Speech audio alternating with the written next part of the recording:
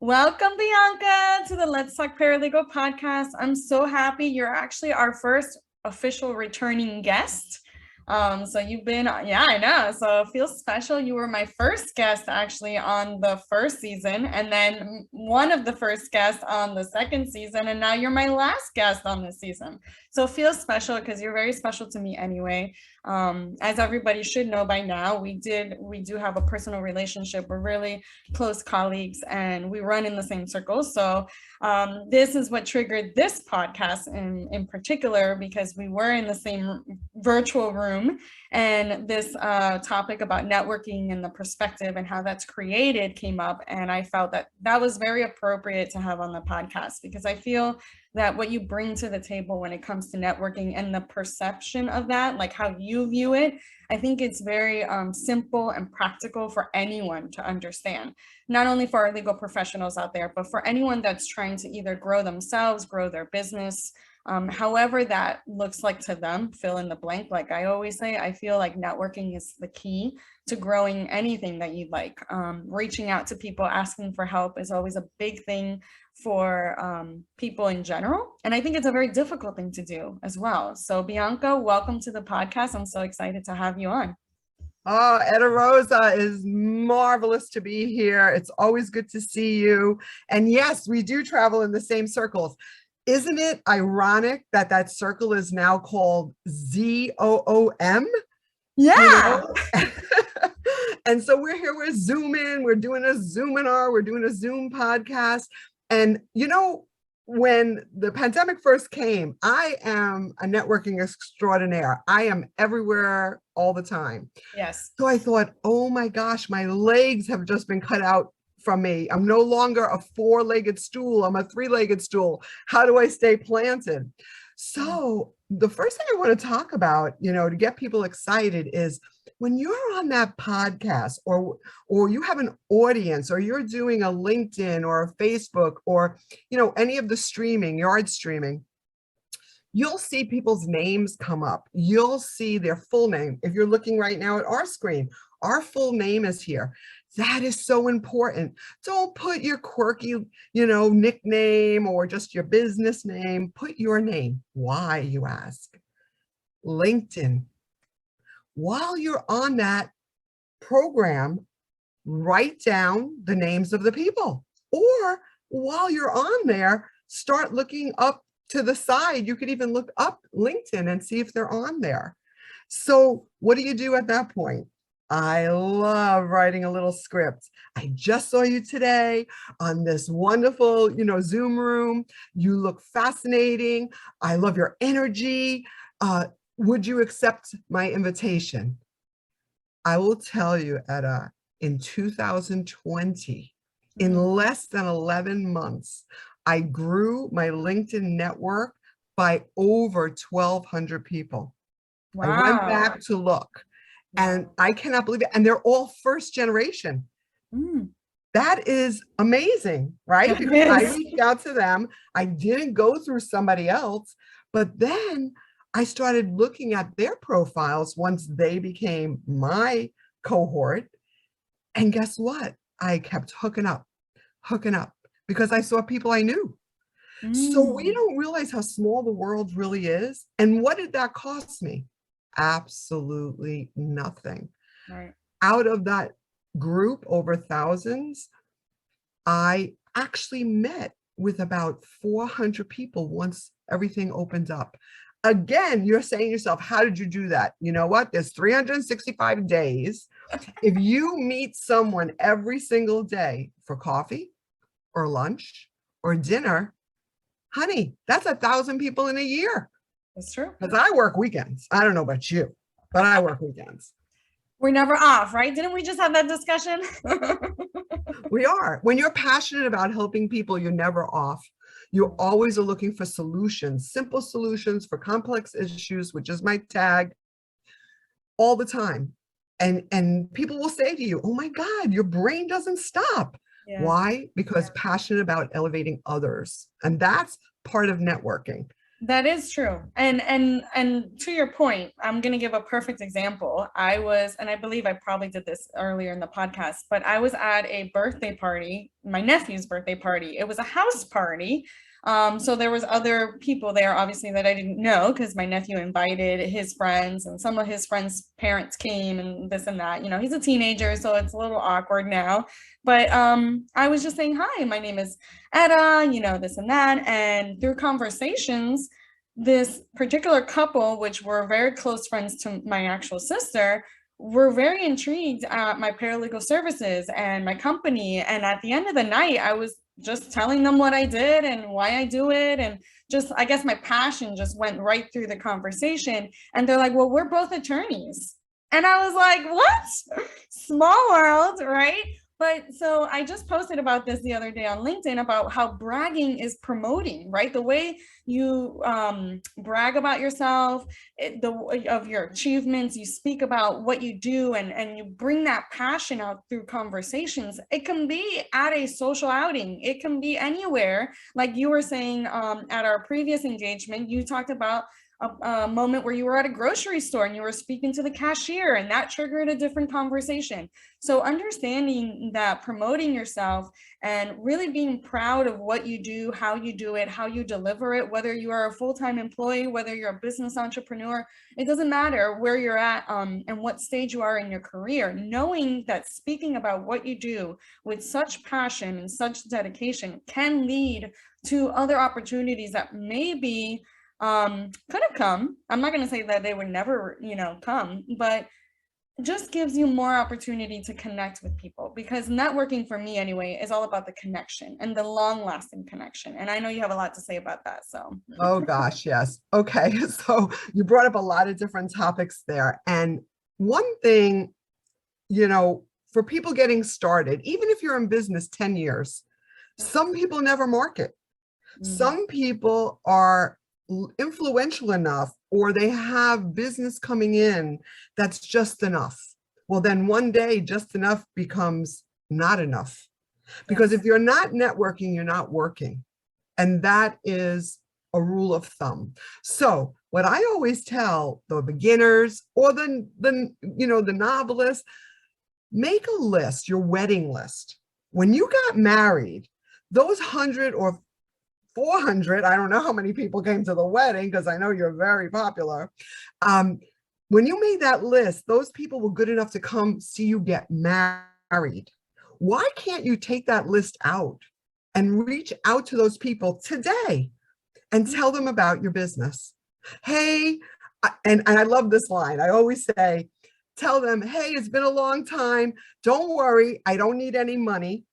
I want to let you know what it is I'm doing nowadays, just in case, and to pass the word on.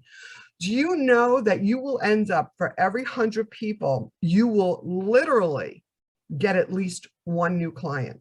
I will challenge anybody to do that. So there could be more. The average is 5 out of 100.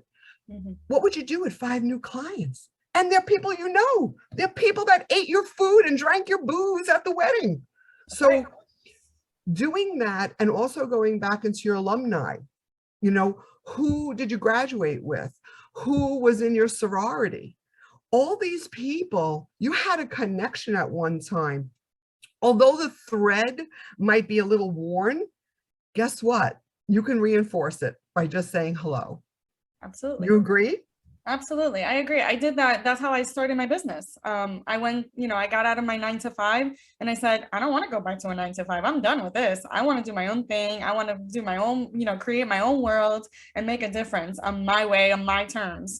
And I literally got my first client because I submitted what was my resume at that time. Now I eventually converted it into a CV, but what was my resume, and they knew one of my prior employees. They reached out to them and said, hey, Etta's applying for this position. What do you say about her? And they had nothing but good things to say.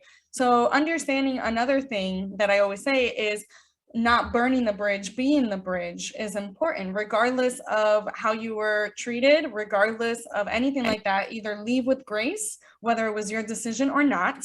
leave with grace.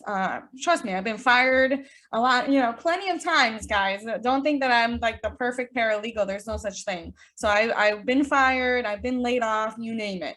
Um, been there, done that. I understand that feeling, and that feeling of disappointment, really. But understand that you can leave with grace. You don't have to be that turmoil. You can leave with respect, be polite, be prompt, and just leave. And that in and of itself will show character. Reputation is, what is it? Reputation is what other people think of you. Character is who you are. So understanding that concept, for me anyway, was crucial, and in building what now is the Etta Rosa LLC brand. So awesome. Congratulations to you. The bridge that, I love to put a vision in people's minds, and the bridge is a perfect vision. And in all things, you never burn your bridges, never, and leading with grace, that's very important. I wanted to, as a business development coach and consultant, getting people out of their comfort zone is the hardest thing to do. So don't think about what can happen to you, because guess what? If I see you on the street and I say hello to you, nothing is going to happen to me. I'm not going to have a heart attack. I'm not going to die. Nothing. I'm not going to bleed to death. So why not say good morning? I say good morning to everyone. I want to share a funny story that you don't know, that you haven't heard in our circles, but it's very hilarious. I help with a networking group at the Tower Club, which is on the 28th floor of a building in Fort Lauderdale. Right. And I go and set up this program at 6:30 in the morning. So I look magnificent at 6:30 in the morning. I'm ready to rock and roll. There I go. Well, this one day, as I get on the second floor elevator from the garage, when the doors open, there's 5 gentlemen in the elevator, all in suits, all awesome.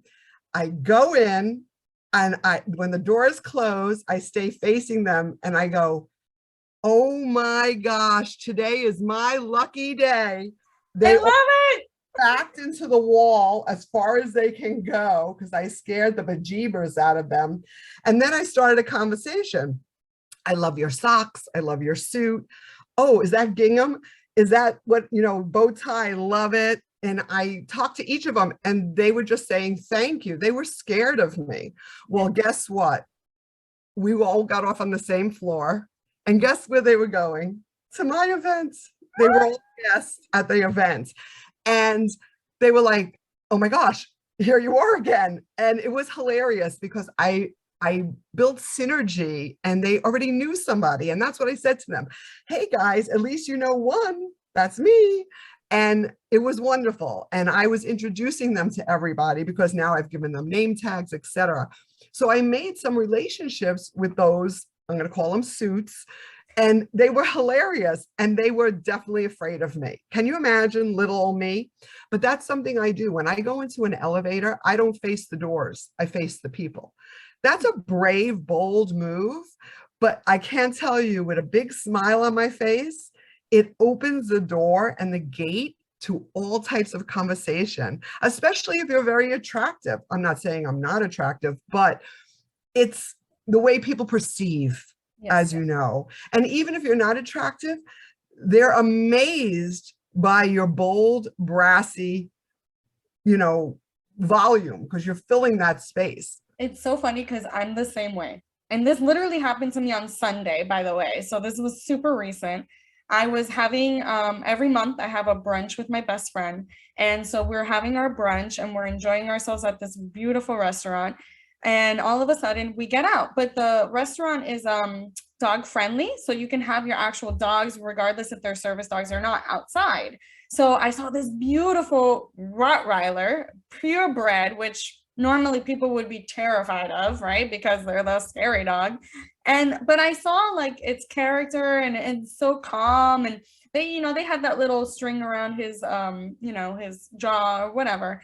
But the guy immediately said he's friendly. So I was like, okay, great. I'm a dog person. I love my dog. Everybody knows that my favorite child is my dog. So I get there, I do my little hand, and I'm like talking, oh, what's his name? Oh my God, he's so adorable. You can tell he was young. He was a puppy. And I'm like playing with him, and even the owners were surprised that this girl just walks up to this Rottweiler, you know, and then my best friend's looking at me like, okay, what are you doing? These are strangers. We started talking, we had a full-on conversation. They ended up being business people, and I'm like, hey, great, you know, I have a lot of people here. Here's my business card, connect with me on LinkedIn. I'm pretty sure we can get together and gather around. Understanding that any connection is a great connection, right? Because it can lead, literally, I was like to my best friend, I was like, I know that was a little much. And she goes, that's just you. That's who you are. That's your personality. I wouldn't have continued to speak to them personally, but you did. And then all over this beautiful, lavish dog. I love dogs. So understanding that any little thing, like you said, it could be the elevator, it could be a dog, it could be any, you know, walking. I walk my dog every day, and like you, I say good morning to everybody. Either they hear me or not, because most of them are plugged in. But you know, I know all my neighbors and their kids, and I've seen them grow, and I've watched them, you know, become their own. And everybody's like, you know, Americans are so narrow minded. And I was like, which ones? Like, I haven't met those. You're probably searching in the wrong place. They're probably narrow minded because that's how you're perceiving yourself. And I think that leads us to the perception portion of our discussion. How people perceive you, how automatically we may carry unconscious biases, right? Perfect example that I was reading and that was introduced to me through a DEI presentation was, hey, you know, there's a son and there's his father. They're in a car accident, super popular example in the DEI community. And the father passes away, dead on scene, but the son gets, you know, carried to the emergency room. The surgeon walks in and says, oh my goodness, that's my son. Everybody's like, how is this possible? And it's so fun. Well, it's not funny, but it's very popular view that people say, oh, it's a stepfather, or it's, you know, whatever. They think about all these different types of scenarios, and they never say it could be the mother, right? Like, that's the last thing that comes into their mind, the fact that they're the mother. And so we all carry these unconscious bias, right? That's why literally in the name, unconscious. So understanding that perception to other people and how we perceive other people unconsciously as well can affect our interactions. And I know you have a lot to say about that, so go ahead for it. Oh gosh. Okay. So the first thing is perception is your own. You own it. Yeah. And you know, people you know, they inflict perception on others. That's really where the problem comes in. Because if you know who you are, you know how you perceive things, you should not be persuaded in any way, shape, or form to perceive something other than your own perception. When you don't give people opportunity to speak with you and for you to listen, you will never have a clear understanding of anyone or anything. So what I'd like to hopefully leave people with is know who you are and do not throw a perception into the mix. Know who you are, know what you want, and know what you want to achieve. If you are perceived as a very intelligent person and then later someone finds out you never even went to college, why would their perception change when they already evaluated you as a very intelligent person? Just something there as an example. Or if you come in dressed in pomp and circumstance, but you really don't have two nickels to rub together. Again, perception, right? So never, only know yourself. Do not try to put an evaluation or throw that perception into the mix when you're meeting people. Be that blank page, be that open book. Let them write their script for you on that blank page. And by doing that, number one, there'll be less war for sure, right? There would be more engagement because we're meeting people where they are. And that is what a good person, a kind person, and a fabulous networker does. Because they're not drawing those conclusions. If I drew a 6 on the floor and I'm standing at the top of it and you're standing at the bottom of it, what are you going to see, Etta? A 9. A 9, my favorite Right? number, by the way. So you're going to see a 9. I'm seeing a 6. We have an argument. But if we get on the same side, the same page, we're seeing the same thing. So, clouding, we see a heavy-set person, oh, they don't know how to take care of themselves. Oh, maybe they have an illness, right? We see a really skinny person. Oh, I hate them. Look how skinny they are. They have an eating disorder. We should never judge anyone. And perception is a nice word for judgment. Unfortunately, yes. Harsh. And in the legal field, the word judgment is the most misspelled word there is. I know. So again, judgment misspelled, right? Bad thought process, and so leaving perception out of the picture is really, really important. However, your presence is important, and I rather focus on that. How you feel it depends on how you look. If you're all schleppy and you're in your workout clothes and you're rushing to get your kids at school because you're late, and someone says, hey, Etta, how you doing? And you're like, great.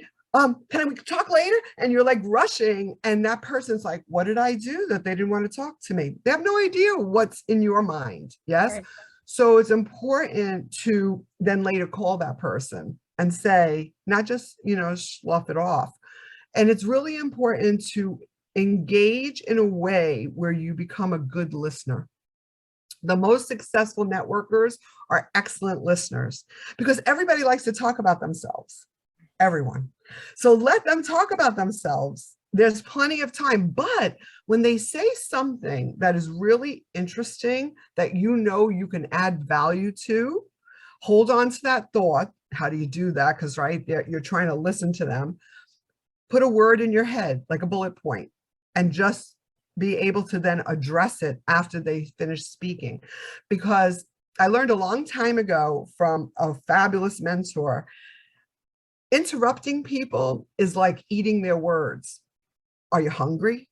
Like, don't eat their words. Wait until they finish making their statement so that you're able to address what it is that they're speaking about.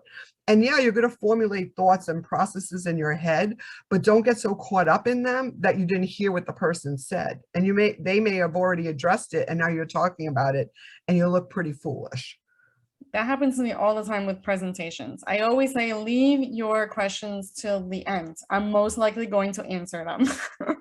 And that goes to your point, and I'm working on that. I'm horrible because, like you said, I'm very reactive. I'm very excited, and I like to just jump in, all guns blazing. I'm a bold, raw person, and that just translates through every aspect of my life. So having my best friend being like a therapist, super quiet, very intimate, I'm used to being, the conversation goer and just running the conversation and actually analyzing that on a quick moment right now. All my close friends are very much that same personality.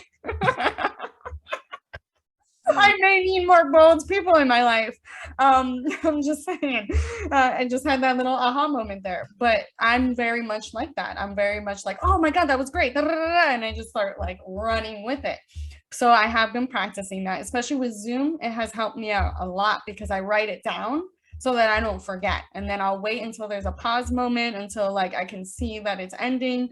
And then obviously being a podcast host, you have to, right? You have to listen and respond. So little triggers, I know if maybe it's not within you, because trust me, personal experience here, little triggers can help you pause. Oh yeah, that was a good one. Let me write that down. Or let me just hold that moment, because they're really passionate and they're really, really wanting to give me that information. And it's also, I think, to your point, very conversational, kind of like what we're having now. It's a very open conversation where we, even if you do not agree with that person, right? Because again, if you're being reactive in an anger manner, or you're being maybe you're confused, or at some point maybe even I guess, disrespected, right? You felt disrespected of something they said. We can react to those certain conversations, which, perfect example, I was at a store and we were in line to pay, and it was a very long line. So we were there for a little bit. And I'm with my children, and my husband went to go get something and he was coming back, and I'm having this wonderful conversation with this mother and daughter. Her daughter was like probably around my age, and we're just having this great conversation, and all of a sudden she goes, wait, those are your kids? Like, out of nowhere, we're just having this great, and then my daughter just goes, mommy, and starts asking me something. And she goes, wait, those are your kids? I thought you were the babysitter or the nanny, or some random comment that was, one, like, okay, where did that come from? We're having a great conversation, right? And so I could have taken that as like being rude or whatever, right? X, Y, and Z. But I didn't. I was like, yeah. I was like, right, I was like, well, thank you. You think I'm not, I'm the babysitter. I'm good for that. I'm good. I'll take it. I will take that. But, sometimes that translates a little differently when I'm wearing my business hat and I'm in a room filled with other, business entrepreneurs or law firms in particular, which are my clients. So you're not going to be everybody's cup of tea. Don't take it personal. Is kind of what I'm trying to wrap it up with. A great business consultant that I met early on said, you can be a peach, but not everybody loves peaches.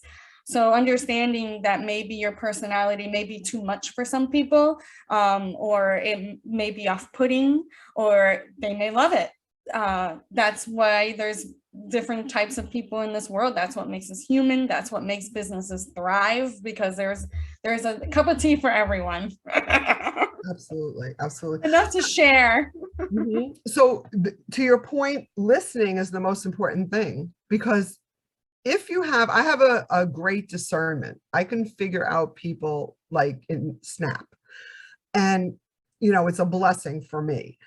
If I'm listening to someone that is speaking very analytical, I already know what I'm dealing with. If I have someone very flowery, I already know what I'm dealing with. And so I'll put on my analytical hat and address that person in that way. And then I become the flavor of the month. Okay. I become the and you're like, hello. Yes, I become the sparkly thing in the room. Right. That's why listening is so intense, because we don't do it intentionally. And if you listen intentionally, you will build your business exponentially.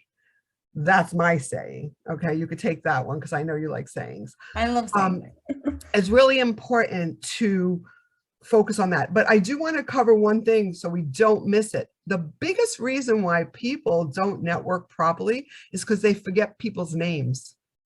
Ooh. So I want to give everybody a trick for remembering names. And the way you do that, Etta, is when you're having your conversation, you make sure you repeat their name at least 5 or 6 times, because Etta, everyone loves their name. Everyone loves to hear the sound of their name. Now, if you can't pronounce their last name, Etta Rosa, you need to not say their last name. Keep saying their first name.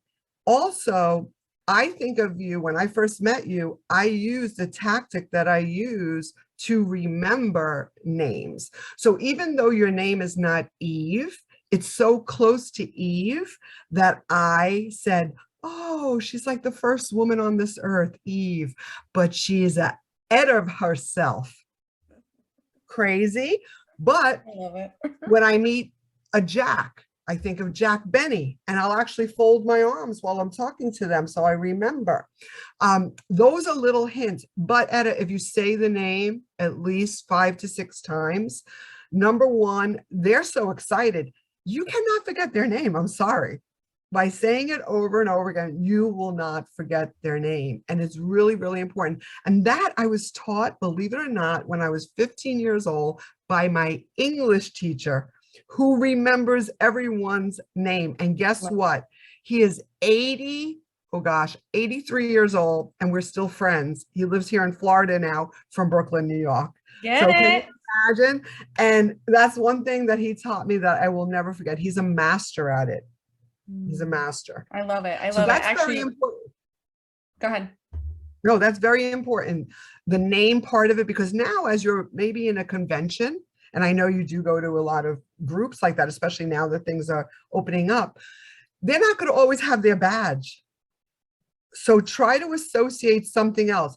If they have a beard and their name is Sam, Santa Claus, right?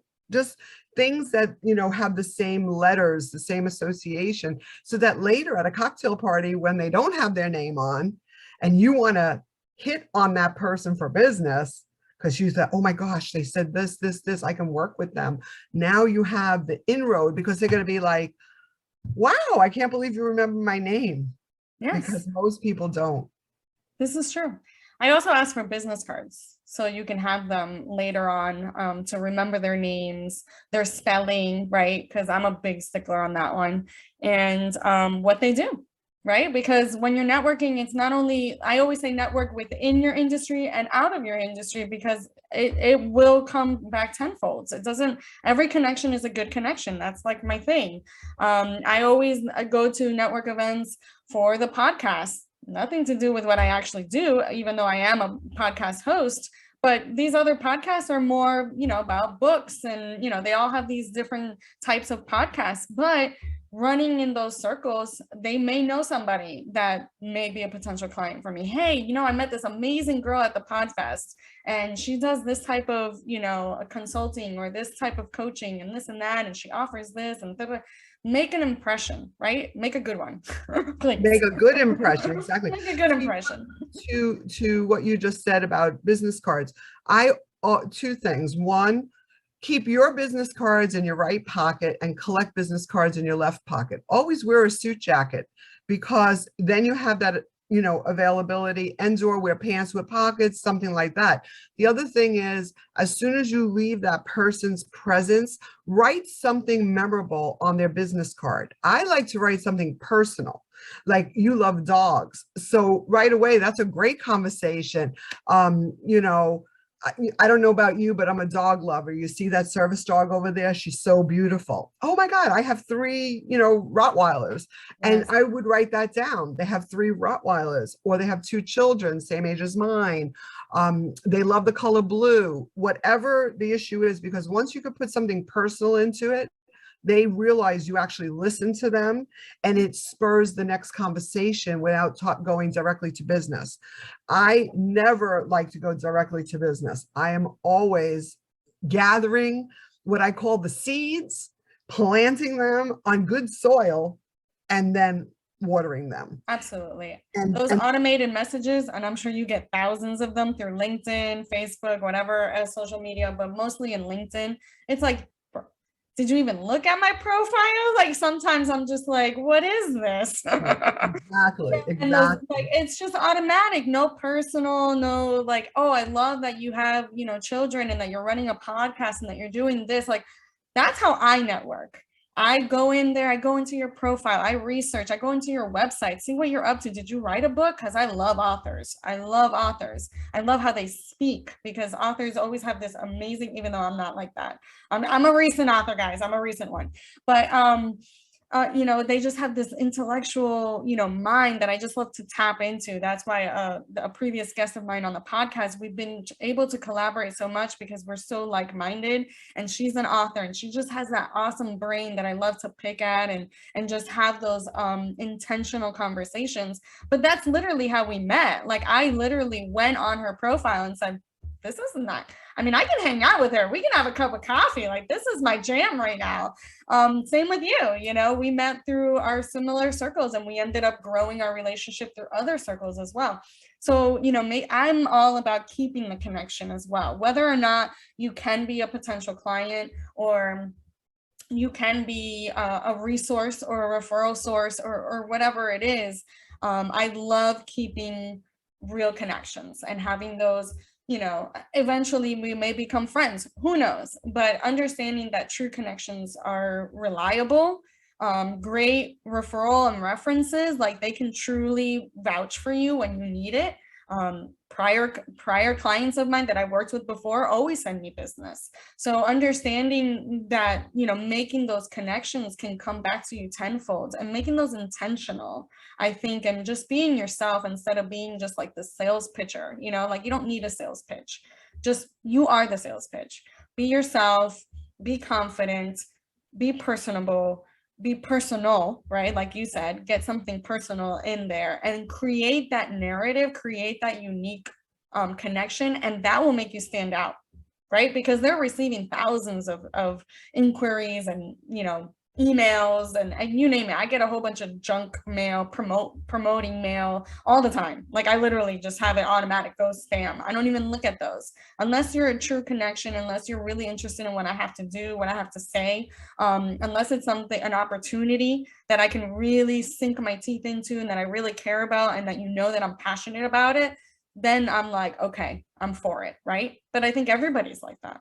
Yeah, no, absolutely. And, you've heard of a wingman before. Well, I'm a wing woman. That's right. In the business development coaching and consulting, I've literally locked arms with attorneys because that's my thing.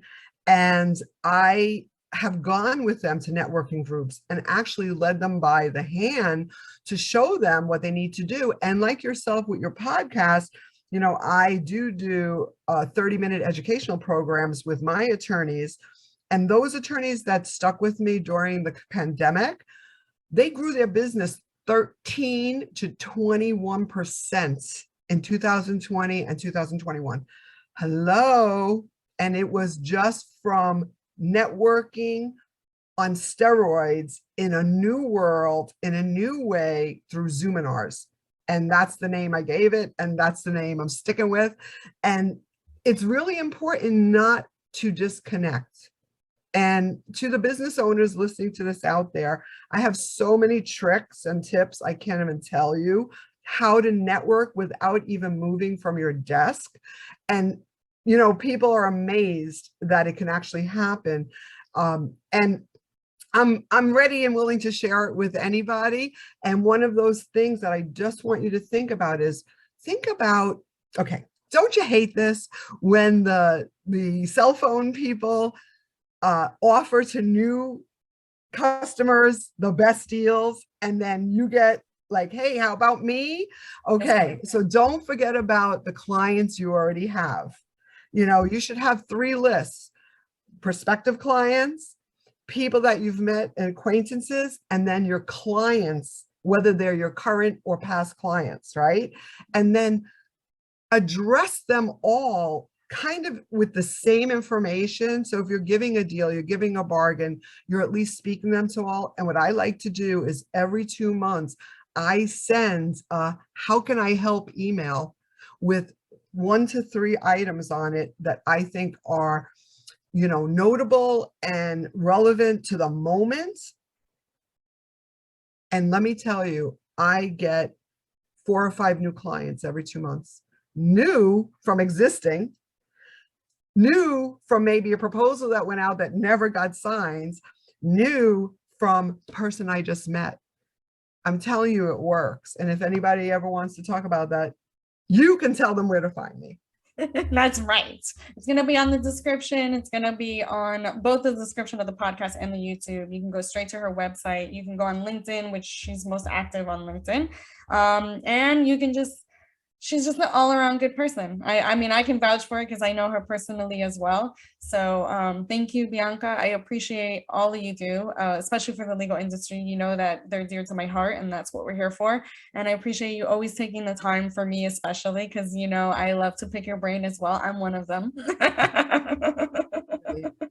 And I'll see you next week. So I'm excited. Yes, I'm excited. So keep networking, keep the funnel full, and thank you for having me, Etta. You are a peach. Thank you.